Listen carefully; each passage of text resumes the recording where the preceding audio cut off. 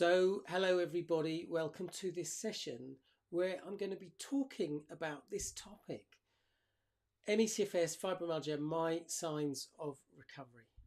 So if you're watching live, just put a message in the chat to say you can hear me. If you're watching the replay, put hashtag replay. Feel free to let me know where in the world you're from. So someone in my Facebook group asked the question, what were the indicators that you were healing on your journey back to health?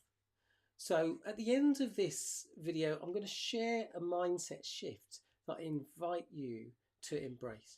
Okay, so if you don't know me, my name is Simon Pimenta. Hello, if you just joined me, do feel free to say hello in the chat. I had CFS for 8-9 years. I went from not being able to walk for 1 minute at times to being able to work full-time, play sport again, live an active life. I did get an injury a while back, which has slowed me down a bit, but life is still great. All right. I create lots of resources, videos, PDFs, etc., which explore a holistic approach to recovery from conditions like ME, chronic fatigue syndrome, fibromyalgia, long COVID, and related conditions, which explore mind-body approaches and practical strategies to help you move towards your goal. So if you are watching, do follow, hit the notifications button if you're watching on YouTube. Check out my channel. I've created playlists on topics such as dealing with dips, dealing with anxiety, recovery stories, and more. Some of the videos have links below to free PDFs and audios, so check them out. So let's get to this question. What were the indicators that I was healing? So I'll look at 5 areas related to this. Okay, so firstly, activity and connection, digestion, sleep, cognition, and mindset. So just a bit of background, I went off sick in 1997. So I'm going to share some context about how it affected me, and I suspect, you know, people watching this will relate to at least some of what I'm sharing. So the first area was activity and my ability to connect to others when I developed ME/CFS. Initially, I was literally sleeping for 3 hours in the morning, 3 hours in the afternoon. I'd have an hour's rest or sleep after dinner, and I was going to bed at 9 o'clock. So initially I was in bed at around 18 hours a day, give or take. All right. And as I say, there were times when I couldn't walk for 1 minute without payback. Thea's saying hi. Hi, Thea. Nice to have you with us. And if I overdid it, it would result in me needing to rest, stay in bed for days or even moving into weeks. So initially I felt pretty isolated. I was in a relationship at that point, so I wasn't living on my own, but I spent a lot of time resting and only socialized at mealtime, sometimes briefly. Okay, and there were times when chatting for too long resulted in a setback. Okay, 8 years after I first got ill, I went on holiday. So this was in 2005. I went to Spain with a friend, and I was still experiencing overdoing it for 15 minutes, maybe chatting for too long, and experiencing extreme fatigue. Okay, so that's just to give you a picture of what levels of activity I could do, what my energy levels were like, my capacity to connect with others. Second area was digestion. My digestive system didn't work. I would feel hungry a lot of the time, and I'd eat loads. I'd eat probably double what I was eating now, and I'd still be hungry. I'd be waking up in the night hungry and would need to eat. And that meant that I'd just feel absolutely exhausted the next day. So Thea's saying, yes, I'm like that. So sorry to hear that, okay? And my whole body felt weak, poisoned. Even eating would result in fatigue. I went to see a doctor trained in nutritional medicine and immunology, and also a herbalist, and they both identified candida and leaky gut. I won't talk too much about those conditions here, but if you're interested to know more, I have written some blog articles on those topics, so let me know and I can share those articles with you.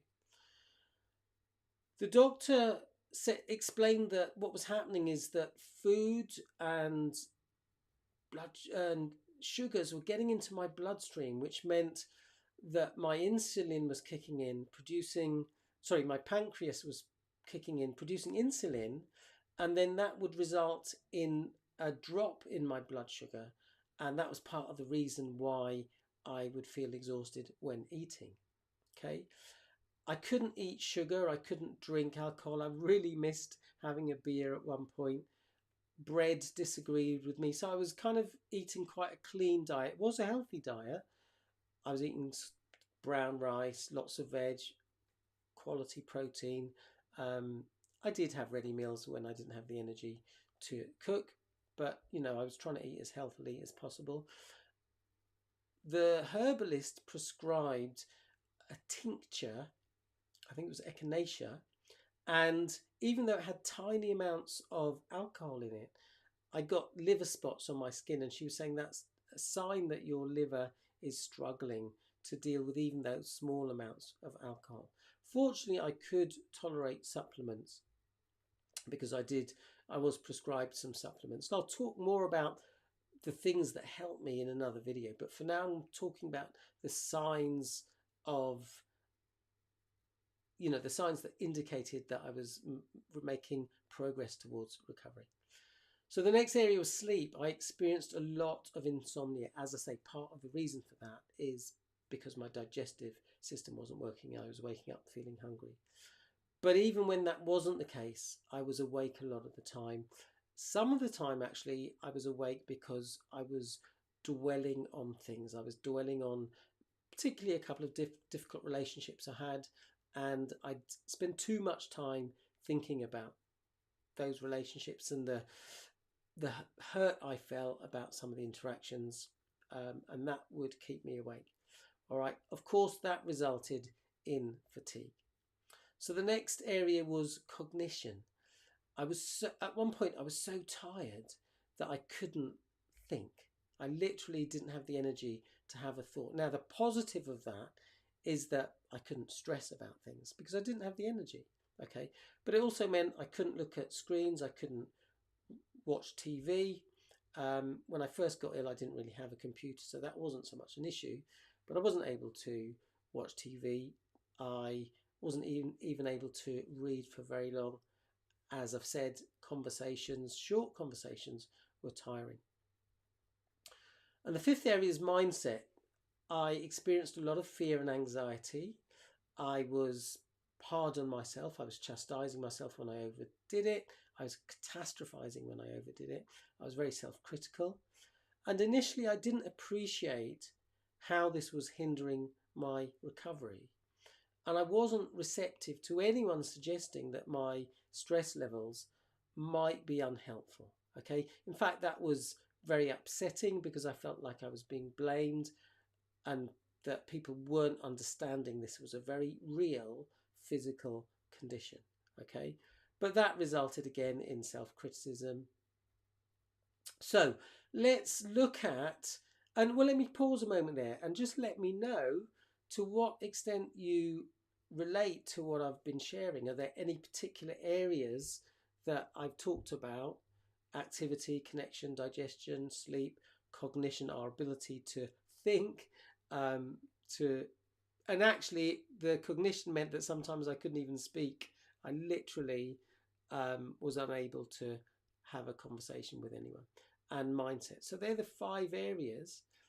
Just let me know which of those do you relate to. Okay. So let's talk about the indicators, the signs that I was healing. Okay. So the first is in relation to activity and connection. So one sign was that over time I needed to rest and sleep less. So someone says cognition, a bad one for me. Sorry to hear that.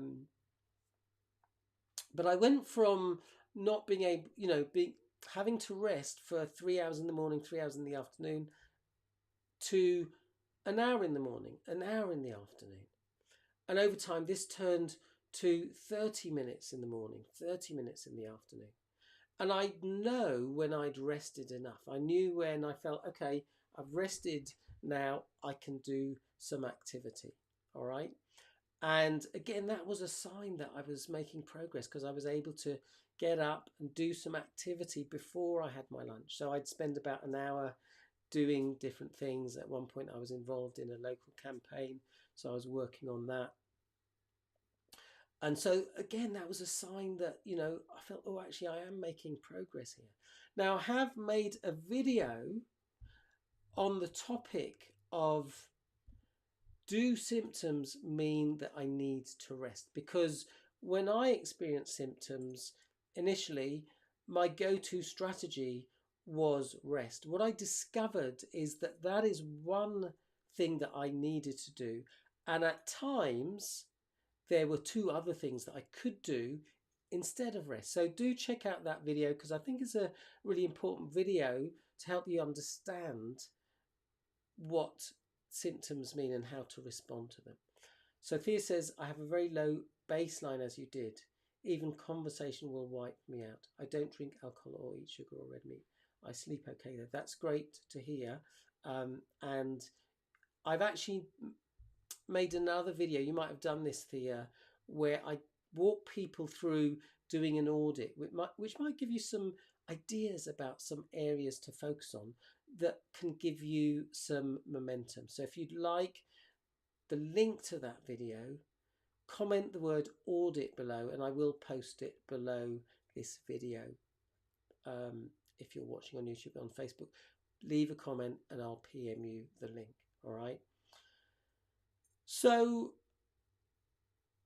up to today now, I just tend to meditate, take a break for about 20 minutes a day. I did say this morning in my Facebook group that I was going to have a siesta this afternoon, because I kind of felt a bit rough in the night. Felt better this morning. And actually, when I went to have the siesta, after about 5 minutes, I was like, okay, I'm ready to get back to work now. So I didn't have a sleep. So someone says audit. Okay, I will post the link below this video. I see you're watching on YouTube, so look out for that, and I'll put a comment below yours to let you know when I've done that. So I was able to build up activity. Initially, I was able to walk for a minute or two, leaving the house, going a little way, coming back. That increased to 4 or 5 minutes. So I was able to walk to the end of the road and back. Okay, so that was a clear sign to me that I was making progress. Then I was able to get on my bike, and I was really excited about being able to get on my bike, because that meant I could get further in 5 minutes. And over time, that extended even more. I was able to walk for 10 minutes, 20 minutes, 30 minutes, an hour. If I experienced dips or a setback, I started recovering more quickly. All right. I started going out. I was really excited the first time I went up into town. A friend was going to this kind of singles meeting, so I went with her. I did feel a bit of a fraud because I had, you know, a health condition, and I remember being in this bar, and I couldn't stand for very long before I started getting pain in my legs, so I managed to sit down. But it, you know, it felt great to be mixing with normal people. But as I say, it also felt weird because I felt like I was different to them. All right. A couple of comments. I'm wondering how to increase my strength to do more. Okay. So have a look at that audit, Thea. And then once you've done it, feel free to send me your results, your metrics, and, you know, we can explore that a little bit more. If at any point you feel like you're able to have a brief conversation with me, we could do that. I offer 3 half-hour sessions. There's no charge for that each week, and they're available to anyone, one per person, and it's my way of giving something back. I'm not doing any selling in that chat. It's just a way of giving you something and hopefully identifying 3 strategies that can help you move forward and sending you some free resources to help you move forward. All right. So if you'd like one of those, as I say, comment audit below. So At one point, you know, I was able to start having more fun. I remember going to someone had a fancy dress party, and that's me. I was able to spend the afternoon making this outfit. You might be looking at it, wondering what it is. If you know what it is, pop a comment in the chat. Um, the plunger and the whisk in my left hand might give it away. But, you know, I was able to have some fun and, you know, be a little bit creative. I've never made anything in my life. And, you know, like an outfit. And I was sawing these rubber balls in half, sticking them to my t-shirt. And made this outfit. So, you know, it was a sign of, yeah. So Thea got it right. I was a Dalek, okay? And one of my friends was one of the doctors. I can't remember what the other friend was. Can't remember if there was a Scottish person in Doctor Who. You might know. So again, you know, these were just signs that I was making progress. And I got to the point where I was able to go to a festival, stand for hours, walk for miles, you know, literally be walking from 11 o'clock in the morning till 1 o'clock at night. So someone else says Dalek. So tell me who you are, JDiv5. Tell me what your name is, but you're both correct. I was a Dalek. All right. I remember the first time I played badminton for 3 hours, playing one game on, one game off. And again, this just reminded me, helped me realize how far I'd come. Okay, I was really stiff the next day and probably for the next couple of days, but within a few days, I was ready to play again. All right, my digestion improved. So I did follow this protocol for leaky gut, and that helped. I was better able to tolerate exercise, but I still wasn't well. Okay. Um, but as I improved, I could eat things without payback, you know. So now I can eat bread. I tend to eat sourdough bread because it's healthier, and tend to avoid kind of supermarket bread, which is less healthy. It's more processed. I can eat cake, sugar. I don't eat too much of it because I eat pretty healthy. I can drink alcohol, but I'm not that fussed about drinking alcohol. I can have a bit, and then I think, oh, actually, I'm not that bothered about having more. I actually really like. I was on holiday a while back, and we went to this bar where they made really nice smoothies, and I was like, oh, these smoothies are much nicer than the beer. All right, so Margaret is your name, so thanks for letting me know. Okay, so in terms of sleep, I solved the insomnia. One of the strategies I used, and I'll talk more about the things that helped me make the progress that I made in the next video, but one of the things helped with my insomnia was a little technique I created called the timeout relaxation technique. Again, if you'd like that technique, comment time below. Yes, it is live right now. A Journey with Emmy, Reflections in Time, in real time. Do let me know what your name is. You are watching me live. Exciting, isn't it? So yeah, I used that technique, the timeout relaxation technique, to help me get back to sleep. There were other things I did to help the insomnia. Talk about that more in another video, and I probably should do a whole video on strategies for sleep. So stay tuned for that. And again, one of the things that helped improve my sleep is that I wasn't hungry because my digestion had improved. So the fourth area was cognition. As I say, at one point I was so tired I couldn't think. So actually, when I was able to stress, that was a sign of improvement because I had the energy to stress. And obviously, because my brain was now working. Obviously, the next step was to learn to not stress about things. And I learned strategies to do that. So as I improved, I was able to look at screens. And I think probably in the year about 2000, I started using my friend's computer. And initially, I was only able to look at the screen for about 5 minutes before I'd feel tired. But I got to the point where I was able to look at the screen for 15 minutes, 20 minutes, 30 minutes. Today, I started work at about 7:30, and I'm going to be finishing in 10 minutes or so. And I've been looking at a screen pretty much all day, apart from when I've had a brief break and when I had my lunch. All right. So that's a massive change. And I was able to have conversations. You know, I'm able to go out, watch television, go to the movies. The fifth area is mindset. As I say, I generated a lot of fear, self-blame, chastising, catastrophizing. And I learned how to be more patient, accepting, compassionate towards myself. I went from pushing through to being able to pace myself better. So having more patience, listening to my body and responding accordingly. As I say, that video on do symptoms mean I need to rest, I share 3 different approaches to how we respond to that. Okay. It's Colleen. I wondered, how can I share this? You should be able to share the video link. I will share it with you. If you can't, but below the video, you should be able to see a share link. So I wondered if it was you, Colleen. Nice to have you join me. And do check out Colleen's channel as well. So yeah, I cultivated patience, and that was really important. All right. As I've mentioned, I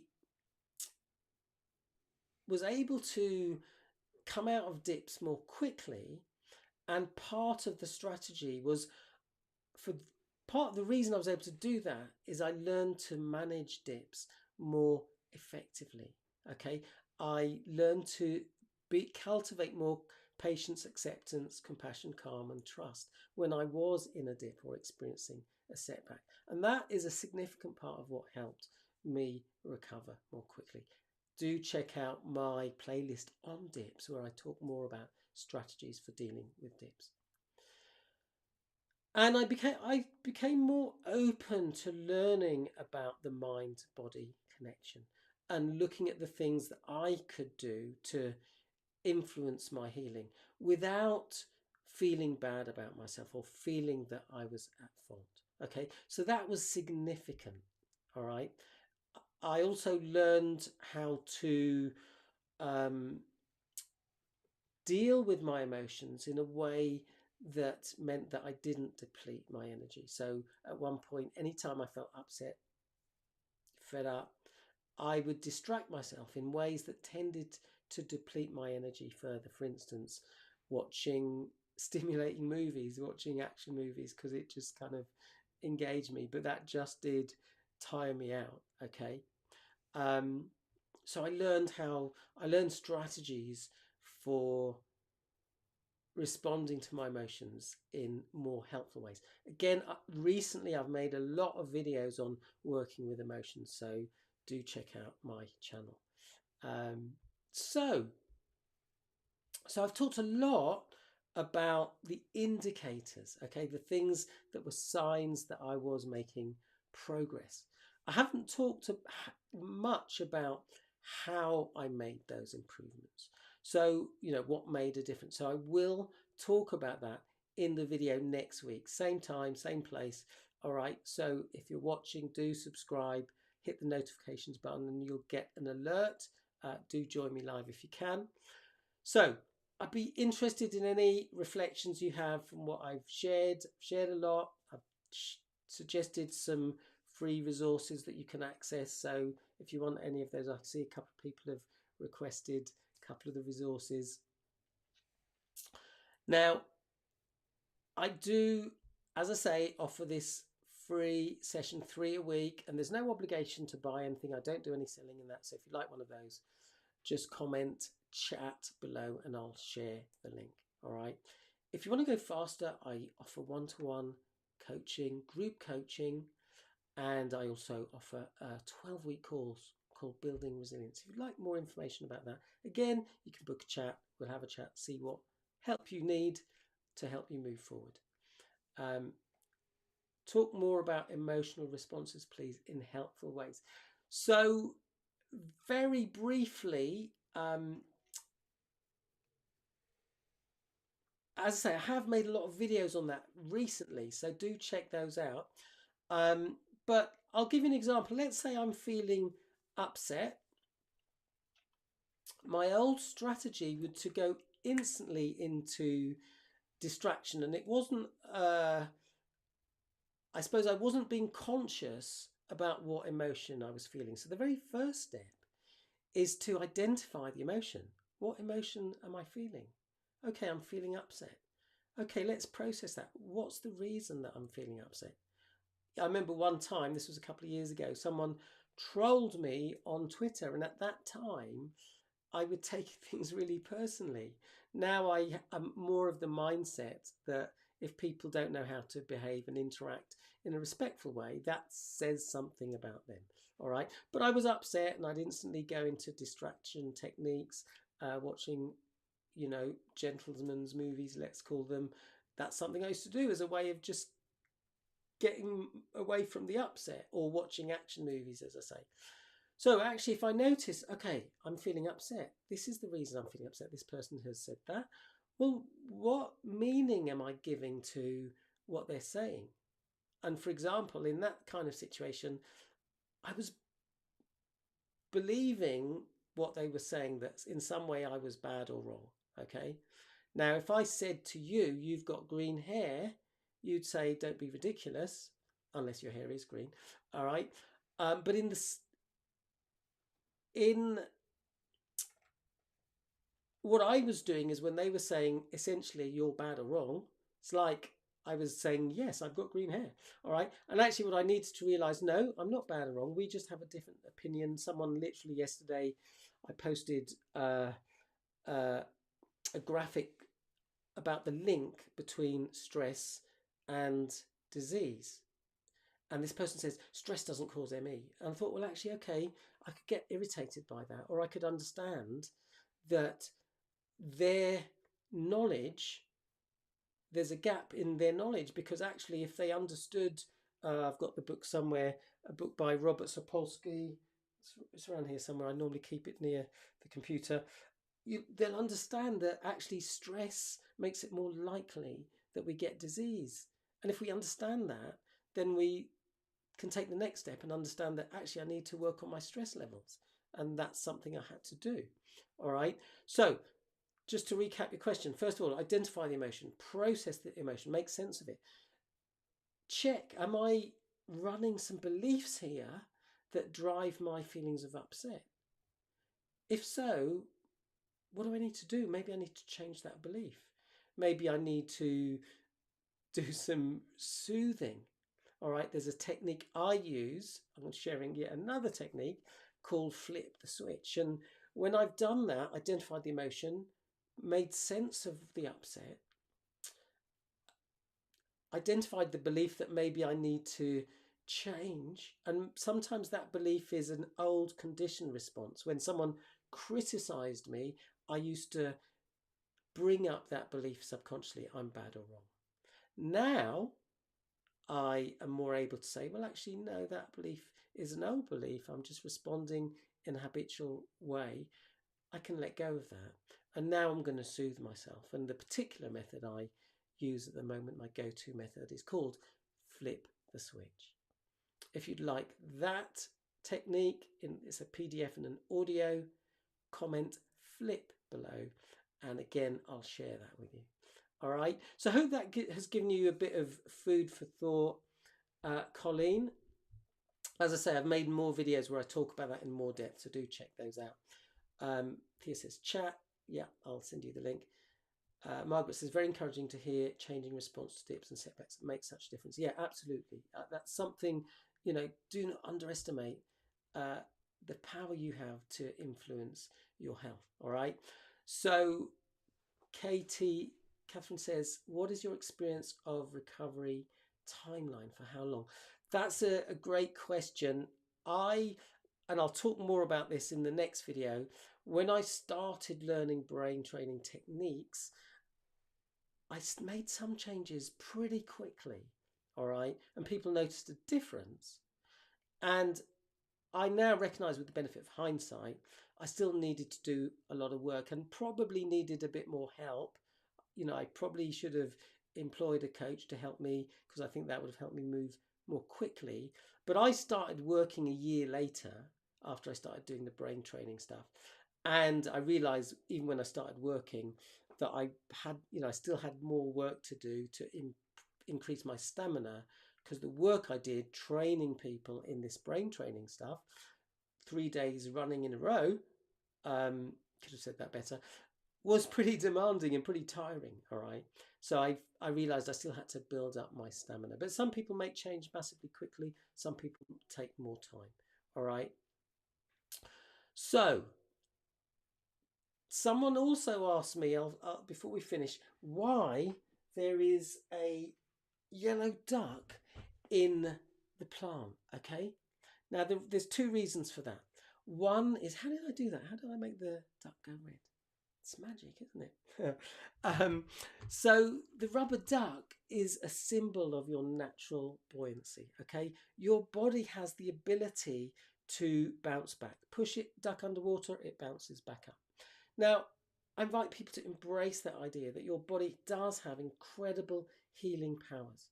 But for some of us, and I include myself here, I recognize that I had to get out of my own way, because there was stuff that I was doing that was keeping my body from bouncing back. Okay, so I needed to work on that stuff so that my body could do the important repair work. So that was the first reason why there's a rubber duck in the plant. The second reason is, when I was a student, I was we did a project and we had to take photographs of housing.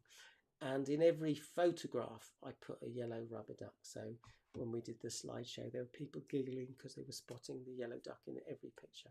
All right. So the mindset shift that I mentioned at the beginning, that I invite you to embrace, and this is my key message, okay, is recovery is possible. Okay. Remember, if it's not possible, it is possible.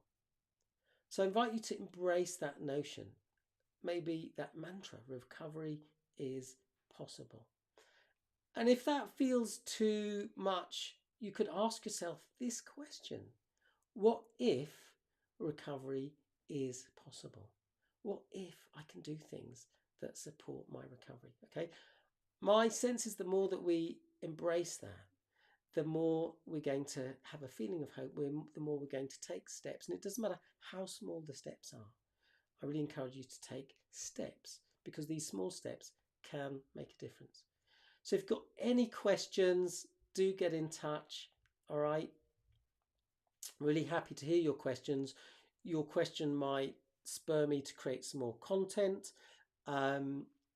So do bring your questions. There's no daft questions. All right. So thanks everybody for joining me. I'm actually going out now. I'm meeting a school friend who I haven't seen since I was about 19. So that's very exciting. So wishing you great health. Thanks for watching. Thanks for your participation. It makes it much more interesting for me. As I say, I've got lots of free resources to share. So if you want any of those things I've mentioned, just comment in the chat. You are welcome, Thea. So bye everybody. Keep going. You've got this. Wishing you great health. Bye for now.